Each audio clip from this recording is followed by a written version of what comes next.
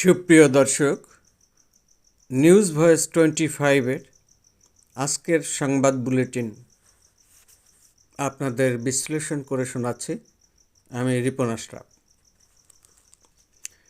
একই দিন কর্মসূচি পালন করতে যাচ্ছে বৈষম্য বিরোধী ছাত্র আন্দোলন ও বাংলাদেশের ইসলামী ছাত্র শিবির।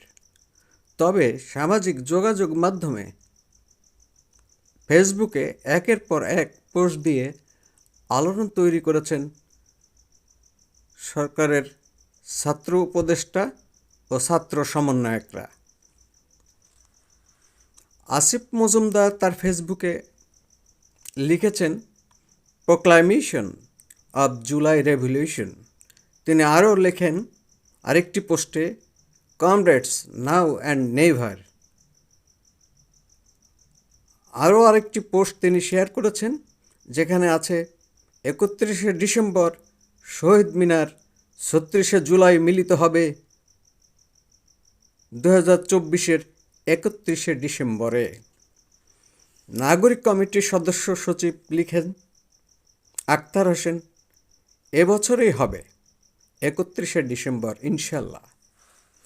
হাসনাত আবদুল্লাহ লিখেছেন, কমরেড নাও অ্যান্ড নেভার। এটা মুজিববাদের কবরের ঘোষণা। ছাত্রনেতাদের এই পোস্টসমূহ আলোচনার জন্ম দিয়েছে। একই দিনে ছাত্র নেতাদের সমাবেশ ও ছাত্র শিবিরের কর্মসূচি জন্ম দিয়েছে কৌতূহলের কী হতে যাচ্ছে বাংলাদেশে আগামীকাল।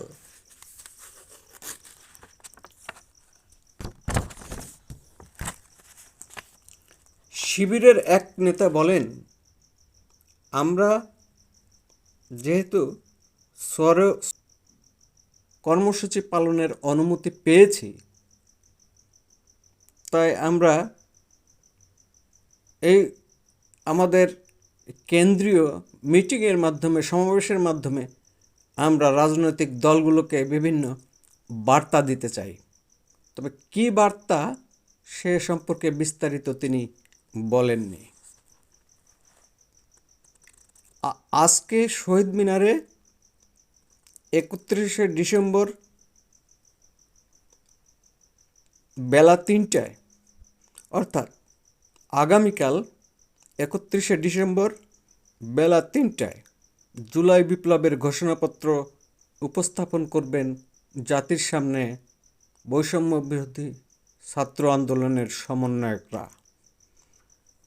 এ বিষয়ে হাসনাত আবদুল্লাহ বলেন, আমরা চাই মুজিববাদের সংবিধানকে কবরস্থ করার ঘোষণার মাধ্যমে এদেশ থেকে মুজিববাদকে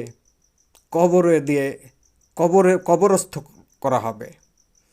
যেখান থেকে তিনি আরও বলেন, যেখান থেকে এক দফা ঘোষণা হয়েছিল সেই শহীদ মিনার থেকে মুজিববাদের সংবিধানের কবর রচনা করা হবে।